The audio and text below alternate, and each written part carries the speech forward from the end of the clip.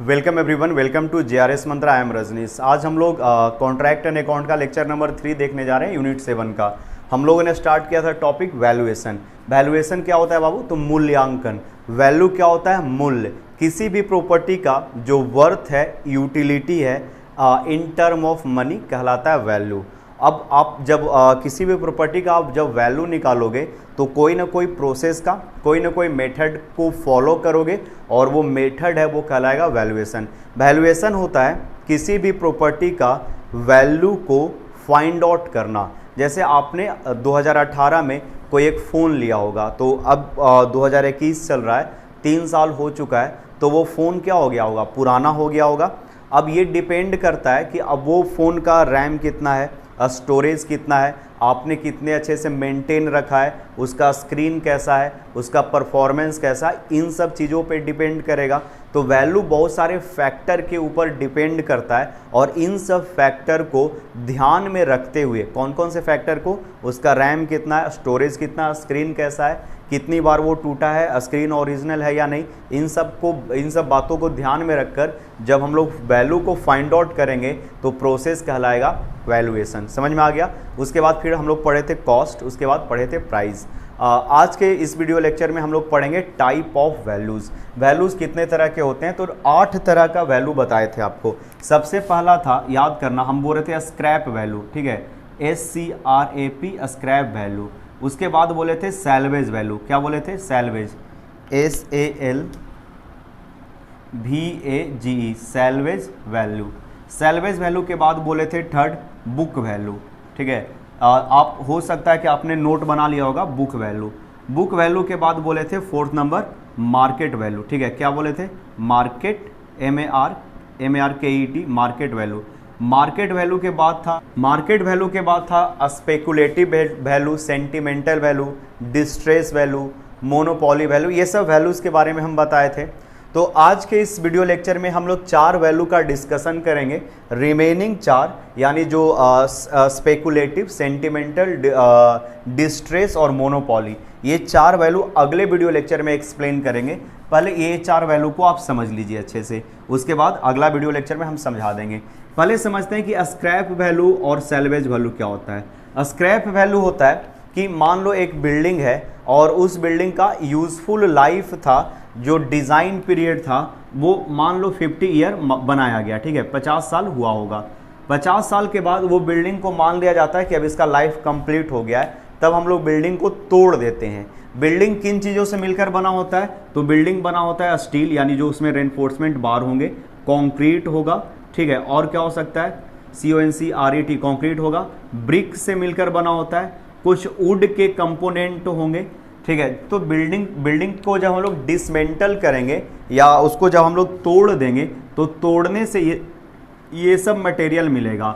जब हम लोग उसको पीसेज बाय पीसेज कर देंगे, डिसमेंटल, डिस्ट्रॉय कर दिया जाएगा, तो स्टील को सेल करके, कंक्रीट का जो टुकड़ा है, छोटा छोटा पीसेज है, उसको बेच करके, ब्रिक, वुड, या मान लो कि कोई टाइल्स है, मार्बल है, तो ये सब जब सेल करने के बाद जो भी वैल्यू मिलेगा, जो अमाउंट मिलेगा, सेल करने के बाद जो अमाउंट मिलेगा, इसी अमाउंट को हम लोग बोलेंगे स्क्रैप वैल्यू। स्क्रैप का मतलब होता है कबाड़। कबाड़ समझ रहे हो? जैसे मान लो एक बाइक है, बाइक बहुत पुराना है, दादाजी खरीदे थे 1970 में, अब वो किसी काम का नहीं है, स्टार्ट भी नहीं होता है, तो उसका जो व्हील है, चक्का है, वो बेच दिए। इंजन बेच दिए। इंजन खरीद के लेकर चला गया, वो ठेला वगैरह में लगा दिया है, सामान ढोने के लिए यूज़ कर रहा है। सीट बेच दिए, मिरर था वो बेच दिए, सब कुछ पीस बाई पीस करके बेच दिए हैं। बेचने से जो भी पैसा मिलेगा वो क्या बोलेगा, क्या कहलाएगा? तो बोलोगे सर स्क्रैप वैल्यू। समझ में आ गया? तो स्क्रैप में हम लोग क्या करते हैं? डिमोलिश या डिसमेंटल, पीस बाय पीस करके उसको सेल कर देते हैं, और सेल करने से जो भी दाम मिलता है, जो भी पैसा मिलता है, उसको क्या बोलते हैं? Scrap value. आप कुछ भी खरीदो, उसको तोड़ तोड़ के पीस बाय पीस करके बेच दो। इंजन का दाम ज़्यादा है तो थोड़ा महंगा करके बेचो, व्हील होगा, चक्का का दाम कम होगा तो कम पैसा मिलेगा, सब जोड़ दोगे तो वो कहलाएगा स्क्रैप वैल्यू। सैल्वेज वैल्यू क्या होता है कि सैल्वेज वैल्यू भी हम लोग ओल्ड बिल्डिंग को, ध्यान से समझना, ओल्ड बिल्डिंग को सेल करते हैं, ओल्ड बिल्डिंग को सेल करते हैं, लेकिन विदाउट डिसमेंटल, बिना तोड़े हुए, बिना तोड़े। जैसे घर है तो घर 20 साल पुराना है, अब एक आदमी चला गया यूएसए, उसका जॉब लग गया, पूरा फैमिली के साथ चला गया यूएसए, और वो घर था वो 20 साल पुराना था, तो क्या उसको तोड़ कर बेचेगा? नहीं, वो पूरा का पूरा बना बनाया बिल्डिंग और जो ज़मीन होता है उसको बेच देता है। तो ज़मीन तो वो मतलब बहुत कुछ चीज़ों पे डिपेंड करता है। मेन जो है वो कॉस्ट ऑफ कंस्ट्रक्शन, यानी बिल्डिंग की हम लोग बात करें, ऊपर वाला जो बिल्डिंग है वो 20 साल के बाद उसको जब सेल करेगा तो विदाउट डिसमेंटलिंग सेल करेगा, और जो सेल करने से वैल्यू मिलेगा उसको बोलते हैं सैल्वेज वैल्यू। मतलब जब यूजफुल लाइफ हो जाता है या कोई चीज़ पुराना हो गया है, हम बोले कि यूजफुल लाइफ हो सकता है कि 50 साल के बाद वो बिना तोड़े हुए पूरा बिल्डिंग जैसा था वैसा ही सेल कर दे, तो वो कहलाएगा सैल्वेज वैल्यू। सैल्वेज वैल्यू और स्क्रैप वैल्यू में क्या अंतर है?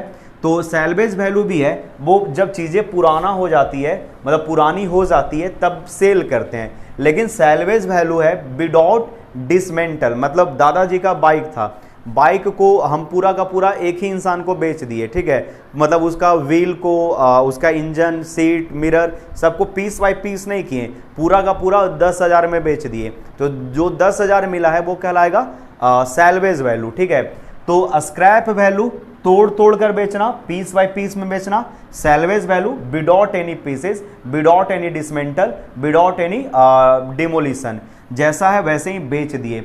हो सकता है 20 साल बाद, 25 साल बाद, या यूजफुल लाइफ के बाद, यानी इट में भी 50 ईयर। तो बोलोगे सर क्या हम 20 साल में तोड़ के नहीं बेच सकते हैं? तो हाँ, अब तोड़ कर बेच दो, 20 साल में ही आप बिल्डिंग को तोड़ तोड़ कर बेच दो, तो जो पैसा मिलेगा उसको बोलना स्क्रैप वैल्यू। मतलब टाइम तो एक फैक्टर है ही, पुराना होगा तभी बेचेंगे डिसमेंटल, अरे बिल्डिंग बनेगा तब ना तोड़ेंगे, बिना हवा में किस चीज़ को तोड़ देंगे? तो 20 साल भी हो सकता है, लेकिन 20 साल घर बनाने के 20 साल बाद कौन तोड़ेगा? तो इन जनरल हम बोल रहे हैं 50 साल, ठीक है, इन जनरल बोल रहे हैं 50 साल, ठीक है, जब उसका यूजफुल लाइफ हो जाएगा तो।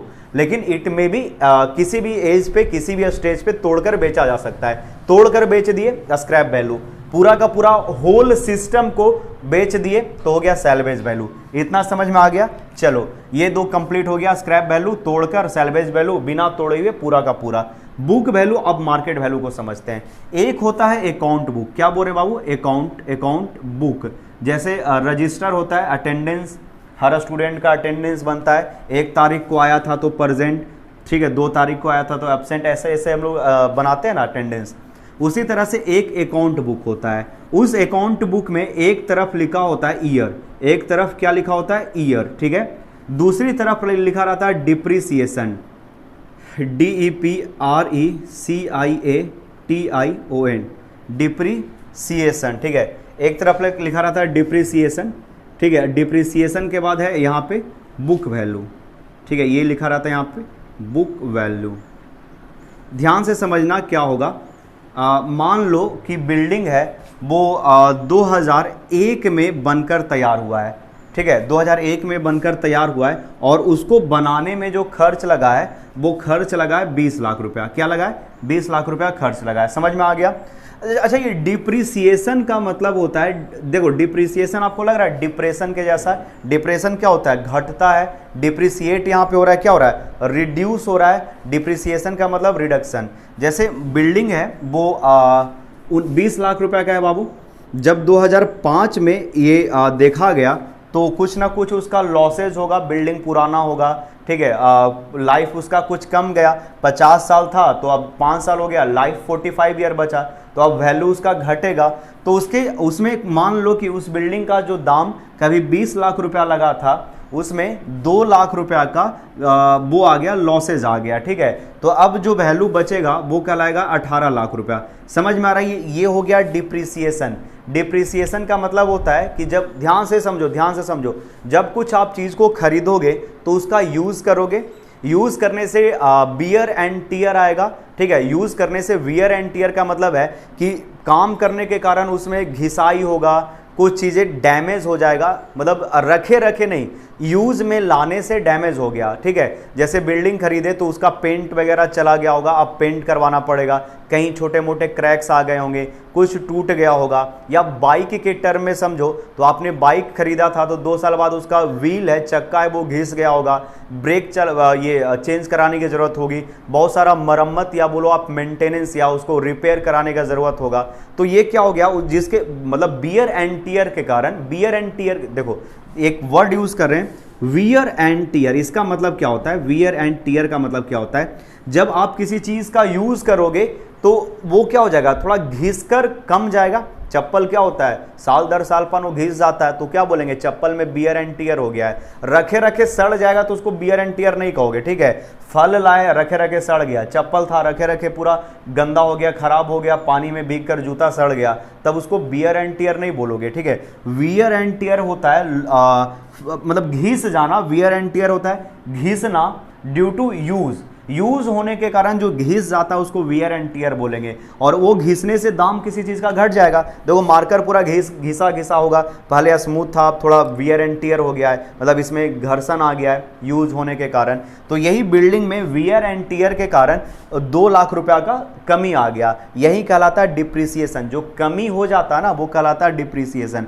और 10 लाख रुपया में 2 लाख रुपया का डिप्रिसिएशन हो गया, तो अब जो वैल्यू बचा है वो 18 लाख रुपया बचा है, ठीक है। मतलब अब उसका बुक पे यानी अकाउंट बुक में जो दाम है वो 18 लाख रुपया है। फिर इसके बाद 2010 आया, तो 2010 आने से फिर और उसका कुछ यूज हुआ होगा बिल्डिंग का, और यूज होने से उसमें थोड़ा बियर एंड टियर आ गया होगा, उसका लाइफ अब 10 साल घट गया।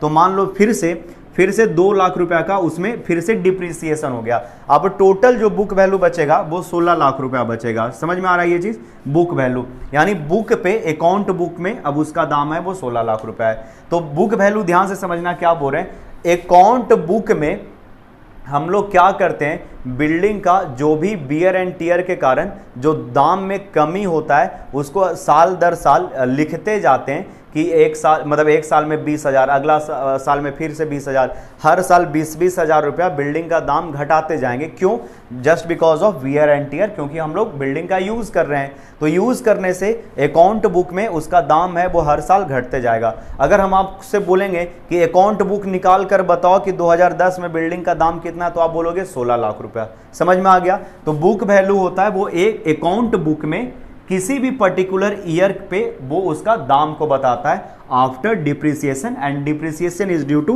वियर एंड टियर यूज होने के कारण।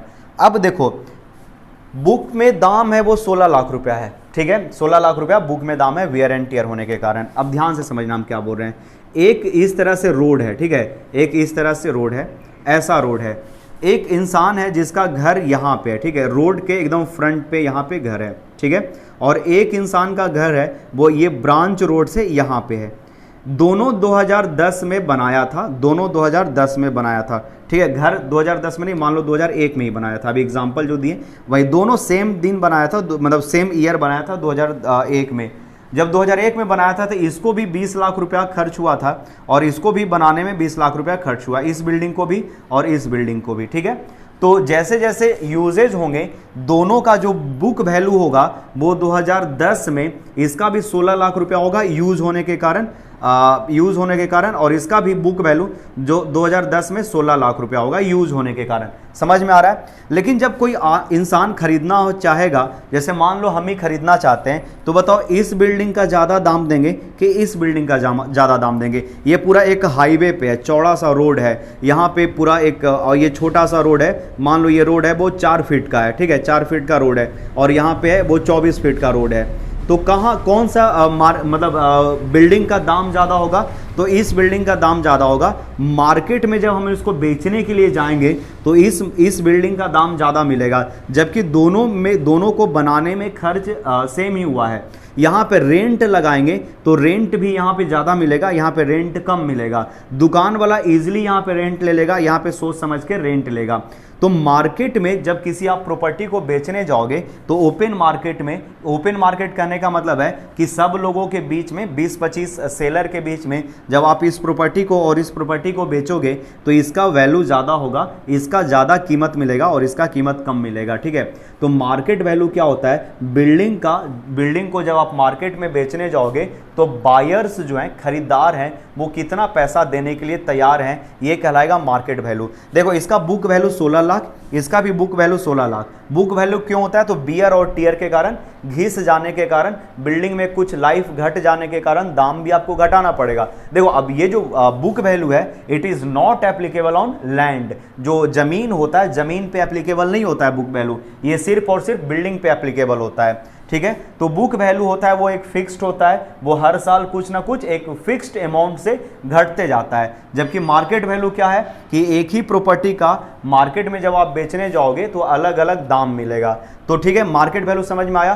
कोई बायर, ठीक है, कोई भी बायर, कोई खरीदार है, वो मार्केट में कितना दाम देने के लिए तैयार है, वो कहलाएगा मार्केट वैल्यू। जबकि बुक वैल्यू क्या कहलाएगा कि उसका अकाउंट बुक में दाम कितना है। तो उम्मीद है चीज़ें समझ में आई होगी। मार्केट वैल्यू है वो बहुत सारे चीज़ों पे डिपेंड करता है, डिमांड और सप्लाई पे डिपेंड करता है, फैशन पे डिपेंड करता है, इसका लोकेशन के ऊपर डिपेंड करता है। बुक वैल्यू इन सब चीज़ों पे डिपेंड नहीं करता, ये डिपेंड करता है एज पे, यानी ये डिपेंड करता है टाइम पे। Book value depend upon time, it depend किस पे डिपेंड करता है? टाइम पे डिपेंड करता है। मार्केट वैल्यू बहुत सारी चीज़ों पे डिपेंड करता है, situation, location, supply, demand, fashion, इन सब चीज़ों पे डिपेंड करता है मार्केट वैल्यू। चलो अब सब चीज़ को लिखवा कर एक बार समझा देते हैं, अभी इरेज कर देते हैं, कुछ भी लिखने की ज़रूरत नहीं है, एक एक करके समझा देते हैं। अब स्क्रैप वैल्यू के बारे में जितना भी कुछ अभी आपको बताए थे यहाँ पे लिख दिए, एक बार फिर से समझ लीजिएगा। क्या बताए थे? स्क्रैप वैल्यू कोई भी प्रॉपर्टी है, आप उसको डेमोलिस्ट कर दो, डिसमेंटल कर दो, पीसेज में बांट दो और उसके बाद उसको सेल कर दो, बेच दो। तो वो पीसेज को, टुकड़ों को बेचने के बाद जो भी पैसे मिलेंगे वो पैसा होगा स्क्रैप वैल्यू। ठीक है, ध्यान से देखना। Scrap value is the value of dismantled material. Dismantle बोलो या डिमोलिस्ट बोलो, DEMOLISHED। डेमोलिस्ट का मतलब तोड़ देना, ठीक है, तोड़ने के बाद scrap value is the value of dismantled material of any built property. कोई भी बना हुआ प्रॉपर्टी है, बाइक हो, आप उसका इंजन अलग करके बेच दो, व्हील है उसको अलग बेच दो, और जो भी लोहा बचा उसको अलग बेच दो। तो इस तरह से जो बाइक को सेल करने के बाद जो वैल्यू मिलेगा वो क्या कहलाएगा? स्क्रैप। स्क्रैप का मतलब ही होता है कूड़ा, ठीक है, स्क्रैप का मतलब होता है कूड़ा, कचरा, बेकार। ठीक है, तो स्क्रैप वैल्यू समझ में आ गया। देखना, व्हेन ओल्ड बिल्डिंग, जब बिल्डिंग पुराना हो जाएगा, उसका लाइफ कंप्लीट हो जाएगा, व्हेन ओल्ड बिल्डिंग डेमोलिस्ट, तोड़ा जाता है, डेमोलिस्ट किया जाता है, after useful span of life. Useful span of life का मतलब है जितना भी उसका यूज करना था, जितना दिन भी आपको बिल्डिंग में रहना था आपने रह लिया है, अब आपको उसको क्या करना है? तोड़ना है। Useful span of life a certain amount, हम लोग को क्या हो सकता है कि कुछ पैसा मिल सकता है, certain amount can be get, हम लोग कुछ अमाउंट पा सकते हैं बाई सेलिंग। सेलिंग का मतलब बेच कर, by selling old useful material. जो ओल्ड यूजफुल मटेरियल है, जैसे टाइल्स हो गया, ठीक है, वुड हो गया, लकड़ी का अगर डोर और विंडो ये सब बना हुआ है तो उसको बेच सकते हो। बीम और कॉलम को तोड़ने के बाद उसमें जो रेनफोर्समेंट बार मिला है आप उसको सेल कर सकते हो। ठीक है, amount get by selling old useful material like bricks, steel, wooden articles, मतलब लकड़ी से बना हुआ सामान, etc। The amount is called scrap value. और जो वो अमाउंट होता है जो आपको ये सब बेचने के बाद, ब्रिक, स्टील और वुड बेचने के बाद जो भी पैसा मिलेगा, उस पैसे को, उस अमाउंट को आप बोलोगे स्क्रैप वैल्यू। ठीक है, देखना, scrap value of building is usually considered as 10%। बाबू ये वाला स्टार लगा लेना, ठीक है, बहुत इंपॉर्टेंट है। एसएससी जेई में भी बहुत बार पूछा जा चुका है, आपके सेमेस्टर के एग्जाम में भी ये बहुत बार पूछा जा चुका और पूछेगा भी कि स्क्रैप वैल्यू होता है वो कितना होता है। तो usually considered as 10% to the cost of construction. जो भी आपने कंस्ट्रक्शन का कॉस्ट, जो भी आपको कंस्ट्रक्शन में कॉस्ट खर्च हुआ होगा उसका 10%। मान लो कि 10 लाख रुपया आप लगाकर बिल्डिंग बनाते हो, 10 लाख रुपया कॉस्ट ऑफ कंस्ट्रक्शन है। तो जब ये पुराना हो जाएगा बिल्डिंग, इसका यूजफुल लाइफ जो है वो कंप्लीट हो जाएगा, ठीक है, यानी 40 साल 50 साल के बाद जब आप बिल्डिंग को डिसमेंटल करके बेचोगे तो आपको 10% मिलेगा वैल्यू। कितना मिलेगा? 10%। कहने का मतलब है 1 लाख रुपया आपको मिल सकता है। ठीक है, तो उम्मीद है कि चीज़ें आपको समझ में आएंगी। देखो अब ये बहुत सारा फैक्टर के ऊपर डिपेंड करता है, आप डायरेक्टली 10% नहीं बोल सकते हो सकता है कि किसी किसी बिल्डिंग को सेल करने पे आपको 4 या 3% मिले, और कहीं कहीं बिल्डिंग को सेल करने पे आपको 12 और 15 इवन 20% भी मिल जाए। मान लो इम्पॉर्टेंट टाइल्स है वो किसी बिल्डिंग में लगा है, इटली से मंगाकर इटालियन टाइल्स लगा है, वो आज से 40 साल पहले लगा था, उस समय इटालियन टाइल्स का दाम कम था, आज के समय में ज़्यादा दाम है, तो उस ओल्ड टाइल्स का भी बहुत ज़्यादा दाम हो जाएगा। तो ये डिपेंड करता है कि किस तरह का मटेरियल है, यानी बिल्डिंग को बनाने में कितना खर्च हुआ होगा, ये इन सब बातों पे डिपेंड करता है। और यहाँ पे जो हम टर्म यूज़ किए यूजुअली यानी जनरली, नॉट ऑलवेज, ऑलवेज का वर्ड यूज़ नहीं किए, यूजुअली का मतलब है जनरली, सामान्यतः, GENERALLY, जनरली। जनरली जो है वो 10% होता है। आपको ऑब्जेक्टिव में जो ऑप्शन 10% रहेगा बस इसी को टिक कर दीजिएगा। तो उम्मीद है कि चीज़ें आपको समझ में आई होंगी। स्क्रैप वैल्यू क्या होता है, अब इरेज करके सैल्वेज वैल्यू को बताते हैं, जो ऑलरेडी हम बता चुके हैं। ठीक है, तो इरेज करके सैल्वेज वैल्यू लिखते हैं। अब हम लोग देखते हैं सैल्वेज वैल्यू। तो सैल्वेज वैल्यू क्या बताए थे बाबू, याद करना। सैल्वेज वैल्यू होता है कि किसी भी प्रॉपर्टी का, बिल्डिंग हो, बाइक हो, कार हो, कोई भी एक प्रॉपर्टी है, जब आप उसको सेल करते हो at the end of its useful life without dismantling, यानी आप उसको टुकड़ों में बांट कर नहीं, पूरा का पूरा पीस को बेच देते हो।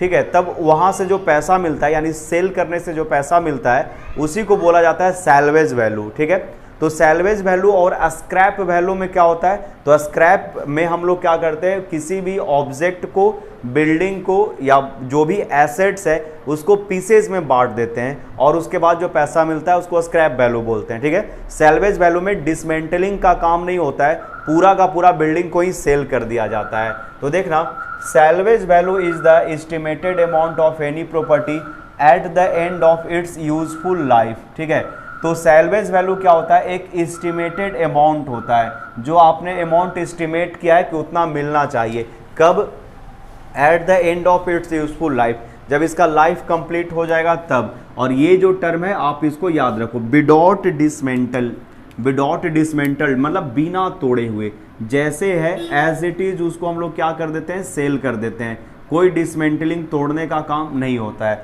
बाद में जो भी परचेजर है, जिसने खरीदा है, उसको हो सकता है कि वो डिसमेंटल करके छोटे छोटे पीसेज में बांटकर सेल कर दे, वो बाद की बात है। और हो सकता है कि सैल्वेज वैल्यू स्क्रैप वैल्यू से कम हो, सैल्वेज वैल्यू हो वो स्क्रैप वैल्यू से ज़्यादा हो, दोनों में कोई रिलेशन नहीं है। ठीक है, उसके बाद देखना, when the property is sold, जब कोई प्रॉपर्टी सोल्ड किया जाता है, when the property is sold, बेचा जाता है, at the end of utility period, जब उसका उपयोग हो जाता है। यूटिलिटी का मतलब क्या है, यूज या उपयोग। ठीक है, यूटिलिटी का मतलब क्या है, यूज।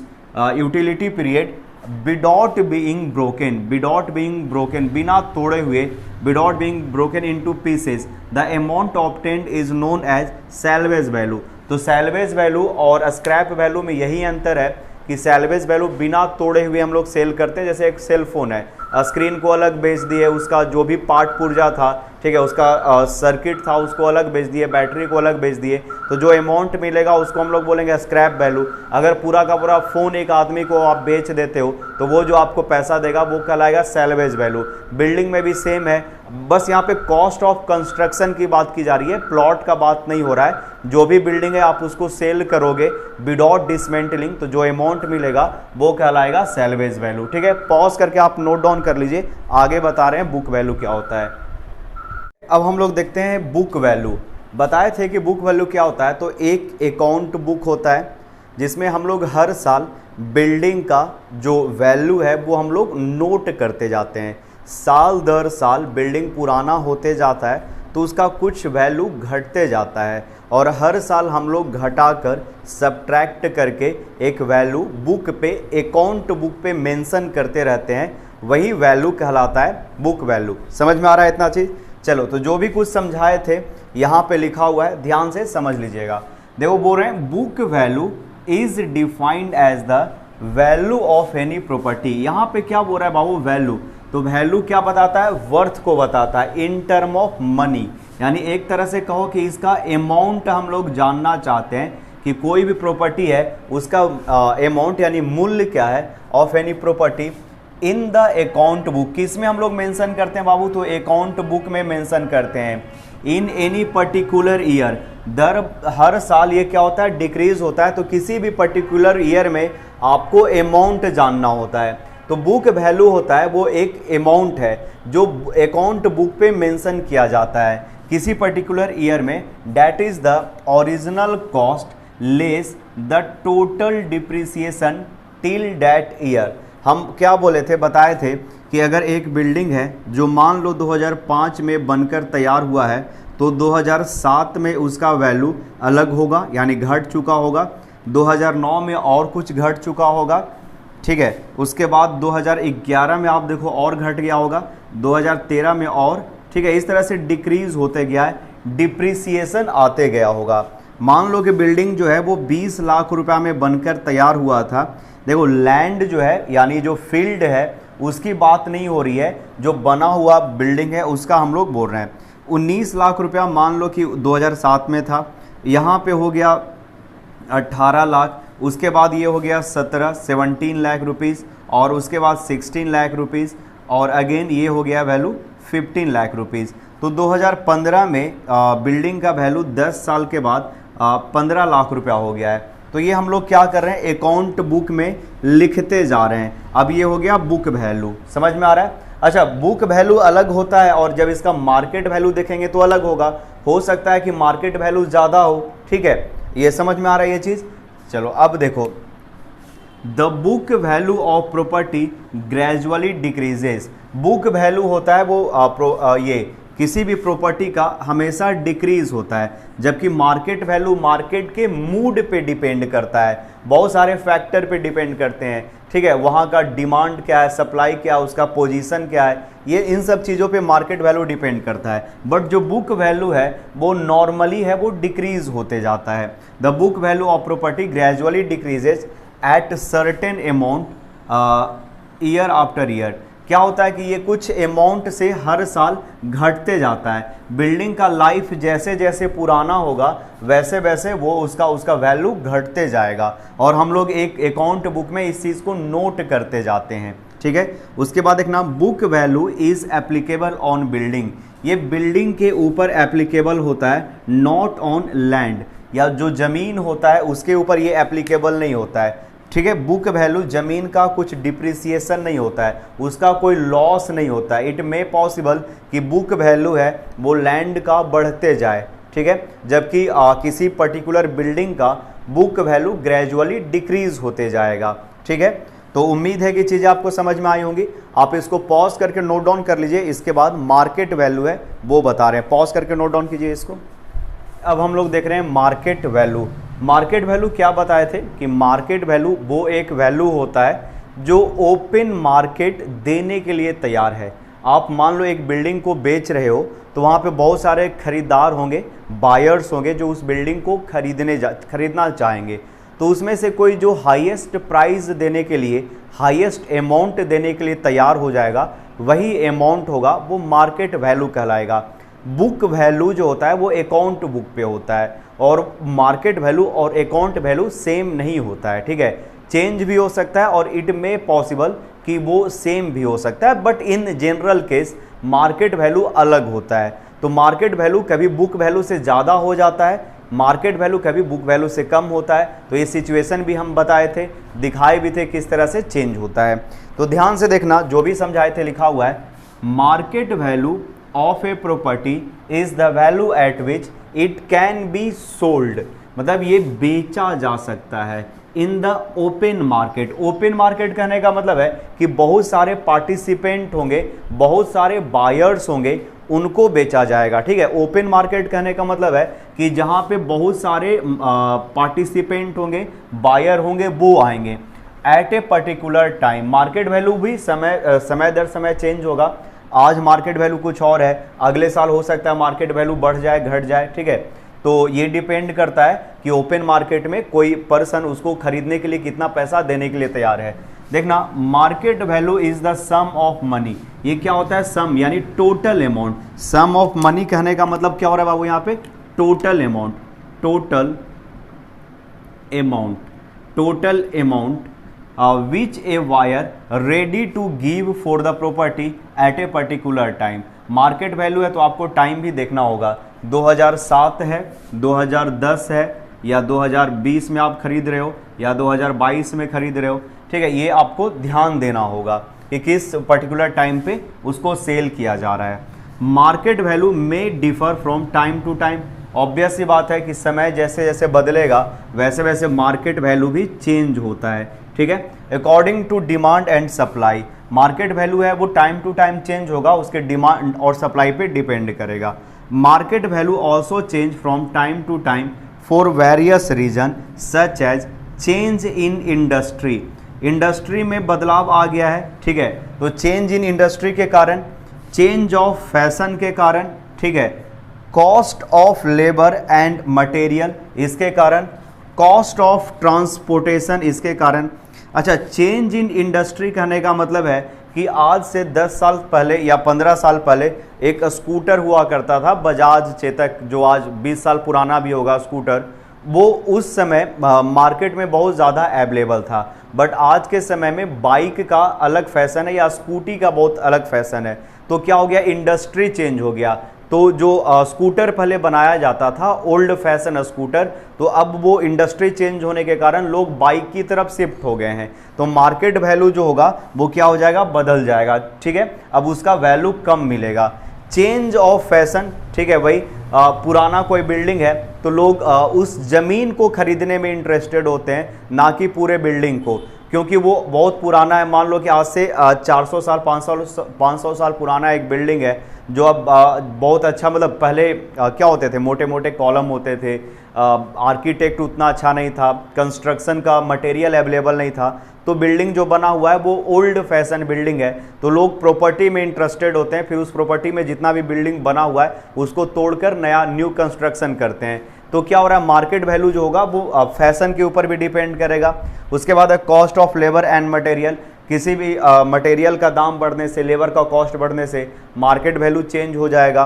पहले मान लो कि मटेरियल का दाम अलग था, लेबर का दाम अलग था, ठीक है, तो उसी के अकॉर्डिंग उसको बनाने में खर्च लगा होगा। लेकिन अब उसी बिल्डिंग को अभी प्रेजेंट टाइम में बनवाइएगा तो अलग कॉस्ट लगेगा, तो उसके कारण जो टाइम पे, पर्टिकुलर टाइम पे उसका भी दाम बढ़ा दिया जाता है। हम ये बोल रहे हैं कि कोई एक मान लो बिल्डिंग है, ये एक बिल्डिंग है, इसको 2007 में जब बनाया गया होगा तो इसको बनाने में 1 करोड़ रुपया का मटेरियल लगा, और आज जब 2022 या 21 में जब इसको बनाओगे, ठीक है, 2021 में बनाओगे, तो इसी बिल्डिंग को बनाने में आपको 2 करोड़ रुपया का दाम लग जाएगा। यानी पहले सीमेंट का दाम जो 200 रुपया था अब 400 रुपया हो गया है। तो मार्केट जो है अब न्यू जो दाम होगा उसी के अकॉर्डिंग इसका मार्केट वैल्यू डिसाइड करेगा, ठीक है। क्योंकि अभी अभी प्रेजेंट ऐसा बिल्डिंग बनाओगे तो आपको सीमेंट का, सैंड का, एग्रीगेट का, लेबर का, सबका चार्ज बढ़ा हुआ है, तो इसका भी चार्ज जो है वो इस चीज़ को रिफ्लेक्ट करेगा, ठीक है। तो आप इसको पॉज करके नोट डाउन कर लीजिए, और आज का वीडियो लेक्चर यहीं पे रखते हैं। मिलते हैं नेक्स्ट वीडियो लेक्चर में, जहाँ पे और भी रिमेनिंग वैल्यूज़ है उसके बारे में हम लोग बात करेंगे। आप पॉज करके नोट डाउन करना और हर एक वैल्यू को याद रख लेना। हो सकता है ऑब्जेक्टिव तो श्योर पूछा जाएगा, स्क्रैप वैल्यू क्या होता है, सैल्वेज वैल्यू क्या होता है, ये सबसे ऑब्जेक्टिव क्वेश्चन बन सकते हैं। तो पॉज करके नोट डाउन कीजिए। मिलते हैं नेक्स्ट वीडियो लेक्चर में। Thank you.